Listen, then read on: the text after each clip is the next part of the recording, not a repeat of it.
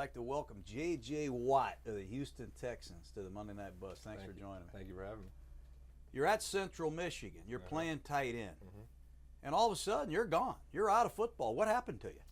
Well, I made the decision to transfer. It was a huge decision. Obviously, I was a starter on a MAC championship team, but I wanted to play in the NFL. And I only caught 8 balls as a tight end, and that's not going to get you to the NFL. So I asked my parents if I could transfer, and they said they would be willing to fund 1 year for me at Wisconsin. That's what they could afford. And so I made the move to transfer. I talked to Coach Bielema. He said I could walk on in June.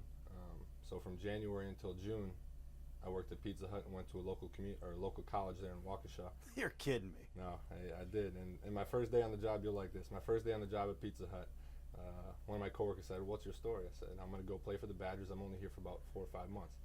He said, "The Badgers?" And he looked me up and down and he said, "You're not big enough to play for the Badgers. Good luck."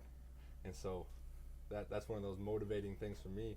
And I walked onto the Badgers in June of 2008, earned a scholarship in spring of 2009.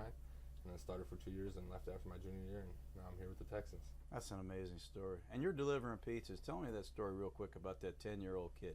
You're this high school hotshot, right? Yeah. I'm in the papers, Mr. J.J. Watt. You sign a scholarship to go to Central Michigan. Tell me about that 10-year-old kid when you dropped that pizza off at the house. Yeah, I delivered the pizza to his door, and he knew me. I could tell he was a little football playing kid. And he looked at me, and he said, "Mom, J.J. Watt's here."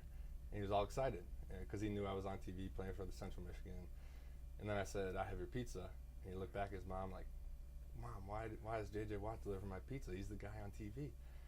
And I went back to my car, and I never cried. A lot of stories say I cried and did this, but it was one of those moments that relit the flame inside of me. I'd always had a plan. I knew I was going to Wisconsin in June, but that was one of those moments. It's like, I want to get back on top. I want to be back to greatness, be back to where I want to be, and I want to be even better than I was before. And so I worked out so hard and I trained so hard, and everything fell into place, and it's been an unbelievable story since. And if I ever need motivation, I just think back to those days.